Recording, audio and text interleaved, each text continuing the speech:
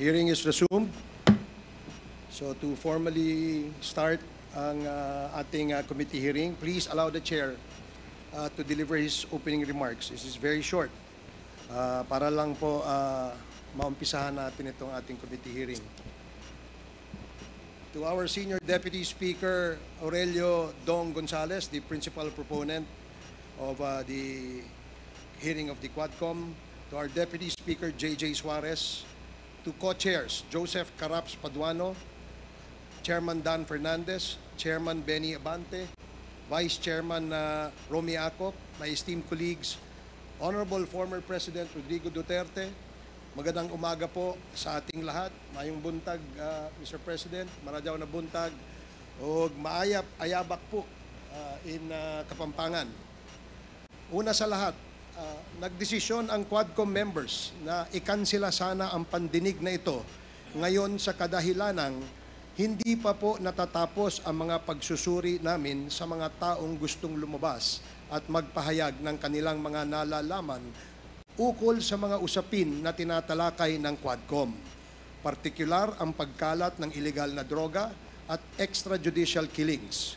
Kaya po minabuti na ikansila muna. Ito pong pagkansila ay naiparating ng maayos at sa tamang oras sa lahat ng kinauukulan, kabilang na ang tanggapan ni dating Pangulong Rodrigo Duterte. Kaya naman ng aming mabalitaan na darating ngayon sa kapulungang ito upang kumprontahin ang Quadcom kung bakit kinansila ang hearing kung kailan nandito na sa Manila ang dating Pangulo, ay minabuti na namin na ipagpatuloy na upang ma-take advantage namin ang inyong presensya kahit na walang formal na sagot ang inyong abogado sa inyong pagdalo ngayong araw. Pangalawa, ang Quadcom po ay nabuo ng mapagtanto ng 4 na komite na iba-iba ang sakop at jurisdiction na nag-o-overlap na pala ang kanilang mga iniimbestigahan at marami ang tumutukoy sa pare-parehong usapin. Kaya minabuti ng na pag-isahin upang hindi pa ulit-ulit at ang pagtalakay sa pare-parehong usapin at pabalik-balik ang mga witnesses at mga congressmen. Nasasayang ang pera ng bayan. Hindi sinadyang nag-overlap ang mga issues, subalit nakita ninyo kung paanong ang illegal na droga ay naghudyat na mga patayan na ngayon ay tinawag nating extrajudicial killings. At naging konektado rin ito sa mga pogo at mga taong nakita na nasa likod ng mga illegal na droga ay siya ring may kinalaman sa pogo at may koneksyon din sa mga matataas na opisyal ng gobyerno. Dito nagsimula ang mas malalimang investigasyon kung saan maraming nasangkot sa mga revelasyon ng mga taong humarap dito. Nagulat ang bayan. Napakalaki pala ng bagay na ito. Hindi namin maaaring talikuran ang aming tungkulin kung kaya't pinagpatuloy namin ito hanggat lumabas na nga ang pangalan ng ating dating Pangulo. Sa kagustuhan naming bigyan ng pagkakataon ang dating Pangulo na magpaliwanag at pasinungalingan ang mga bintang sa kanya, ay minabuti naming siya mismo ang aming imbitahan. Kaya ngayon na nandirito na ang dating Pangulo, tinatanggap po namin ang inyong pagdalo at kami po ay nagpapasalamat. Sa huling sagot sa amin ni Attorney Delgra na hindi na kayo dadalo sapagkat nasabi na ninyong lahat ang kailangan ninyong sabihin, kung kaya't isinama na niya sa kanyang sagot ang inyong opening remarks sa Senado. Ay ito na rin ang ituturing naming opening remarks ninyo dito sa amin. Sa kanya namang pahayag na sinabi daw ninyo na wala ng integrity, walang independence at probity ang Quadcom, kung kaya't hindi nyo na kailangan pang dumalo, kami ay nagagalak na dumating pa din po kayo. At sa inyong desisyon na magpakita dito sa amin at paunlakan ang aming imbitasyon, ay pinasisinungalingan ninyo ang sinabi ni Attorney Delgra na wala kaming integridad, walang independence at walang probity. Sa sinabi din ni Attorney Delgra na ang aming pandinig ay isa lamang political ploy at ginagamit lamang namin upang hanapan ng basihan ang mga krimen na isasampalaban sa inyo. Nais po naming tiyakin sa inyo, Mr. President, na hindi po iyon ang trabaho ng Quadcom. Kung may mga naibintang man sa inyo sa paglalahad ng mga ibang taong nagtestigo dito, iyon ay kanilang mga pahayag. At iyon ang nais naming bigyan ninyo ng linaw. Hindi kami naririto upang husgahan kayo, kundi marinig sa inyo ang katotohanan at ang sagot sa mga paratang at mga pahayag laban sa inyo. Wala po sa amin dito ang nag-aakusa sa inyo, sapagkat hindi po kami ang may reklamo at hindi po kami ang may kaalaman sa mga pangyayari, kundi ang mga ibang taong humarap dito sa Quadcom. Kung sa sinasabi niyo po naman na ang mga ibang tao na humarap dito ay aming pinwersa upang magsabi ng hindi totoo at tinawag niyo pong subornation ang ginawa ng Quadcom members, ay nagkakamali po kayo, Mr. President. Mismong mga abogado na nakaharap sa tagpong iyon, kung saan nag-uusap sina Colonel Grijaldo at Chairman Abante at Chairman Fernandez, ang nagpatunay na gawa lamang ni Colonel Grijaldo ang kanyang istorya. Sa katunayan, 2 beses nang nagbigay ng excuse letter si Colonel Grijaldo sa amin sapagkat hindi siya makakarating sa mga sumunod na mga pandinig. Marahil ay napagtanto niya ang bigat ng kanyang paratang sa Quadcom. Mamaya po ay aming babasahin sa inyo ang pahayag ng mga abogadong naroroon. Sa punto pong ito ay papayagan na po natin ang pagtatanong ng mga membro sa inyo upang bigyan linaw ang mga naipahayag na rito laban sa inyo, upang maging gabay namin sa pagbalangkas ng anumang kailangang hakbang upang maprotektahan pa ang mga karapatan ng mga taong naaakusa at mapangalagaan din ang mga karapatan ng mga taong naaapi sa pamamagitan ng pag-amyenda ng mga batas, paggawa ng mga bagong batas o pag-repeal sa mga umiiral na mga batas. Sa pagpapatuloy po natin ngayon sa pandinig na ito ukol sa extrajudicial killings, nais po naming tiyakin sa inyo na rerespetuhin po namin ang lahat ng inyong mga karapatan.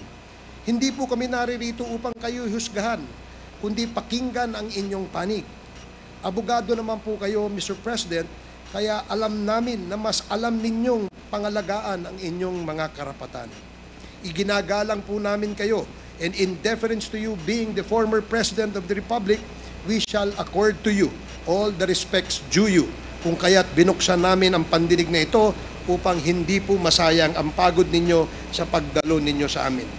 Nag-imbita din po kami ng mga resource persons na hindi namin inaasahan na makakadalo pa dahil nag-cancel na po kami nung Lunes. Kaya't ang pagbubukas na ito ay sobrang short notice. Kaya po sa mga makakadalo at hahabol o makakahabol, welcome po kayong lahat ng mga invited guests and resource persons. Sa mga hindi po invited, ngunit naririto, pasensya na po kayo at hindi po namin kayo papayagang gamitin ang oras ng Quadcom at baka malihis tayo sa ating agenda sa araw na ito. Kung gusto po ninyong magpaimbita sa susunod, ay iimbitahan po namin kayo. Marami pa pong pagkakataon at kami ay umaasa na kayo ay dadalong muli sa ating mga susunod na mga pagdinig. Magandang umaga po at maraming salamat sa ating lahat. The next to deliver his opening remarks is Congressman Benny Abante, the Chairman of the Committee on Human Rights. You are now recognized. Maraming salamat po, Mr. Chair. Dahilan sa Tagalog po ang inyong opening remarks. Hayaan po niyo ko na mag-English naman. Sapagkat mayroong isang abogado dito, ininsulto ang isang member ng Quadcom na hindi raw marunong mag-English. Gusto ko pong sabihin sa abogadong yan na ako po ay marunong mag-English. Baka mas marunong pa ako sa kanya mag-English. Ito po ang opening remarks ko sa ating Senior Deputy Speaker, sa ating Deputy Speaker, sa aking mga co-chairs, ladies and gentlemen, colleagues, at mga kababayan. Today marks a significant development in our ongoing inquiry. Gusto ko yung abogado natin na nang insulto dito, sa isang member natin dito, makinig ng mabuti at i-correct niya ang English ko kung kinakailangan. For the first time, former President Rodrigo Duterte will appear before this committee to answer questions posed by his members. I would like to begin by thanking him for his presence. Thank you, Mr. President, for coming here. Rest assured po that Congress recognizes your role as our former president, and we will extend to you the respect that the position deserves. Maraming salamat po. Respect, but not deference, Mr. Chairman. However, my friends, colleagues, let me draw a clear line here. While we should be respectful, we cannot be differential. Mga kababayan, watching today with us, it is important to stress that respect and deference are two different things. It is vital that we, as representatives of the people, remember that distinction, because our ultimate allegiance is not to any one individual, no matter how high their office. We answer to a power greater than any president. We answer to the Filipino people and to God. As Scripture reminds us in Romans 10:3, and I quote, "Since they did not know the righteousness of God and sought to establish their own, they did not submit to God's righteousness." Our fidelity belongs to the Lord alone. Our mission is to seek the truth, and we shall not be swayed from that path. As we have said time and time again, we have organized this inquiry with a solemn purpose to recommend avenues for justice to be served, seek accountability, and uncover the truth as we adhere to the rules of inquiries in aid of legislation. And inherent to this is our moral obligation to stop the vicious cycle of extrajudicial killings against our people who cannot defend themselves, to stop the blatant violations of our Constitution and our laws by scheming individuals and criminal syndicates, and to abate the social menace of illegal drugs. It is our sincere hope that the former president's presence here today will aid this objective, not hinder it. Today, we ask everyone here, including the former president, to speak openly and honestly, as this inquiry's goal is not to cast blame for its own sake, but to serve the cause of justice. Mr. Chairman, marahil po, hindi na ako nakikilala ng ating former president. Magpapakilala po muli ako. Mr. President, ako po si Bishop Benny Abante, ang Pangulo ng Bible Mode, Bible Believers League for Morality and Democracy, na mayroong 6,000 churches sa buong mundo. Kung naalala niyo, Mr. President, bago kayo tumakbo, and you were still deciding to run, I was invited by a common friend to meet with you. And we did at the Fairmont Hotel in Makati. I hope that you would remember that. With me are two pastors, and we prayed together. I prayed for you, asking the Lord to give you the right decision to run for the presidency. I do not know you from Adam, Mr. President, but I believe in your cause. I believe in your plan. And because of this, Mr. President, I work hard to campaign for you. Many of the pastors of the Baptist community voted for you. Gusto ko pong marinig ito ng mga DDS trolls at DDS vloggers na tumitira sa amin at sinisira ang aking reputasyon. Gusto kong sabihin sa kanila, ilang boto ba ang ibinigay nyo kay former President? Ako po, Mr. President, libu-libong boto ang binigay namin sa inyo. Nagpasalamat ba kayo sa akin? Hindi. Nilapitan niyo po ba ako? Hindi. Mabuti pa, Senator Bongo, Mr. President, nagpunta sa aking simbahan at nagpasalamat sapagkat sinuportahan namin kayo at siya, Mr. President. Now, gusto kong sabihin po dito sa Quadcom na ito, ako ba'y lumapit sa inyo para humingi ng pabor? Hindi po. Ako ba'y lumapit sa inyo para magrekomenda ng justice, magrekomenda ng general, magrekomenda ng cabinet secretary? Hindi po. Hindi ako nagpunta ng Malacanang nung kayo nanunungkulan sa loob ng 6 na taon. Isang beses lang. Ako po ay nagsabi kay Senator Bongo, kung maaari na makapag-usap po tayo. Pumayag po siya. At nag-usap po tayo, if you would remember that, Mr. President. Nag-usap tayo confidentially. Ano pong ginawa ko? Binuksan ko po ang Biblia. Ipinakita ko sa inyo na walang ibang tagapagligtas kundi ang Panginoong Kristo. Ipinakita ko sa inyo ang maaaring magbago ng buhay natin, walang iba kundi ang ating Panginoon.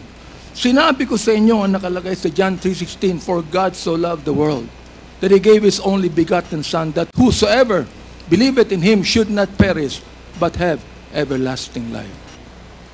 Binantayan ko ang inyong panunungkulan. Nakita ko na maganda ang plano nyo. Nakita ko po, Mr. Chair, na ayaw ng Pangulo na itong bansang Pilipinas mahulog sa kamay ng mga drug lords at drug traffickers. Maraming salamat po sa inyo. Nagsimula kayo ng war on drugs. Kami mga kapastoran, believe po sa inyo, sa inyong ginawa. Sabi nyo, 6 months lang, kaya nyong tapusin ang war on drugs na ito. Inabot po kayo ng 6 na taon. Hanggang ngayon, meron po tayong war on drugs. Hindi po namin nakalain, Mr. President, na sa war on drugs na yan, mamamatay ang more than 30,000, Mr. President. Hindi ko akalain na more than 7,000 na mga drug pushers ang mamamatay sa kamay ng mga kapulisan at sa kamay ng mga riding in tandem. At sinabi po ng ating ibang kapulisan, at gusto kong sabihin, hindi po lahat ng kapulisan, sapagkat ang karamihan po ng ating kapulisan, mga mabuting tao, at nais protektahan ang bansang ito. Pero, ang ilang mga pulis pumatay po. At dito nag-testify ang ilan na merong reward system na inyong itinanggi nung kayo ay nag-testify under oath doon sa Senado. Ngayon po, bilang bishop po ng Bible Mode, hindi ko akalain na kinakailangan pumatay tayo ng more than 30,000 people para masugpo po ang drugs sa atin. Aba, Mr. Chair, talo pa natin ang Mexico.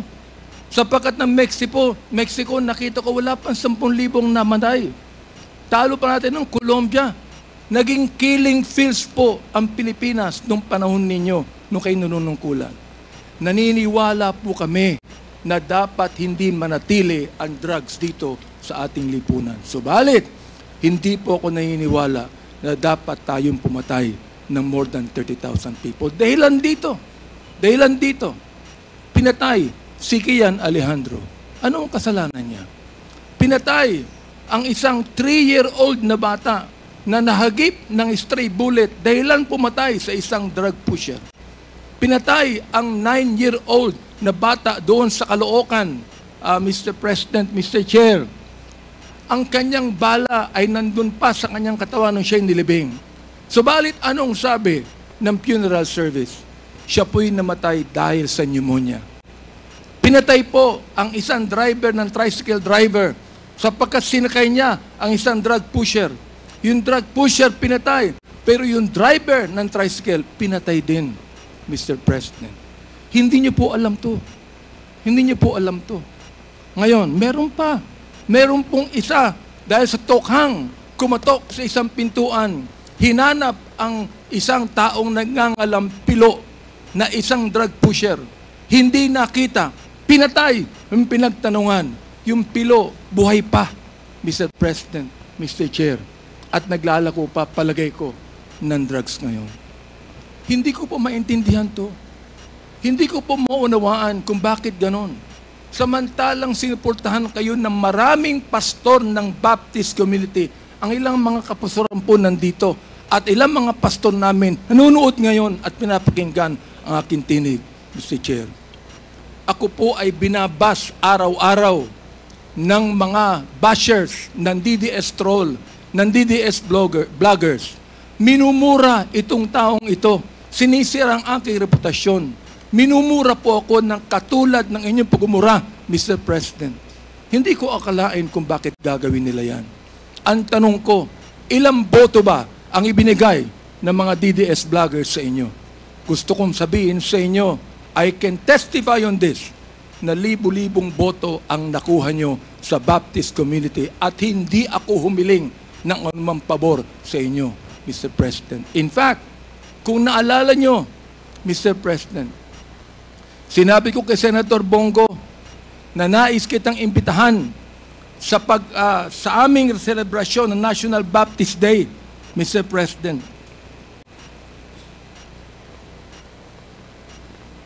Dihindo ko lang po yung pakikipag-usap na ito ni Delga sa ating presidente para po makapakinig po sa akin ng tama.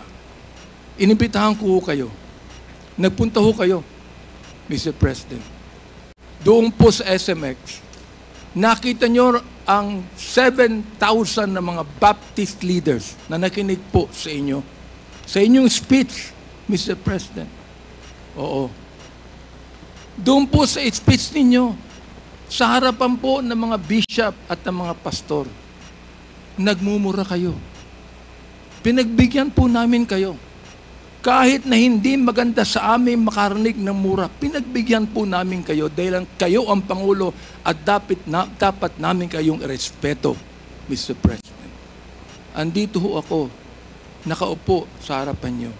Nagpapasalamat sa pagkakataong ito na masabi ko ng buong katapatan sa inyo ang ginawa ng more than 6,000 na mga kapastoran ng Bible Mode para sa inyong eleksyon bilang Pangulo ng Pilipinas. Nung akin pong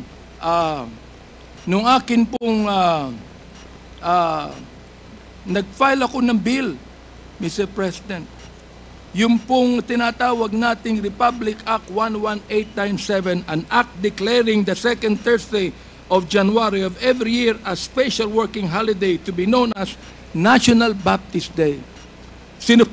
Sinuportahan po ito ng lahat ng mga congressman. Sinuportahan po ito ng lahat ng mga senador. Okay. At nilagay po sa inyong opisina. Pinirmahan nyo ba ang bill na yan? Hindi po. Naging batas yan because it lapsed into law after 30 days. Pero, okay lang po sa amin yun. Okay lang po sa amin yun. Yun na lang siguro ang maaaring pasalamat ninyo, Mr. President, sa amin. Bilang pagboto namin sa inyo ng mga libo-libo mga Baptist leaders at Baptist members sa buong kapuluan. Hanggang ngayon, nirerespeto po kayo ng aming kapastoran. Hanggang ngayon, pati yung kapastoran po namin sa Mindanao, ginagalang kayo. Maraming kami pastor sa Davao na ginagalang po kayo.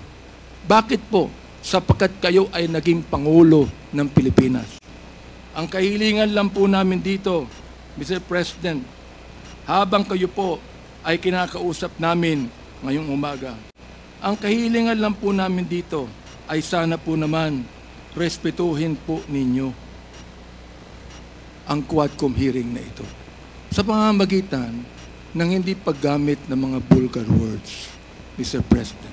Sapagkat gusto kong sabihin sa inyo bilang warning na kapag kayo po ay nagmura sa Quadcom hearing na ito, I will make a point of order on you. Meron po akong batayan na batas sa tinatawag po nating disturbance of proceedings. Gusto kong basahin doon po sa Psalms 109, 17 to 18 and 28. Hindi ko alam kung naniniwala kayo sa Diyos.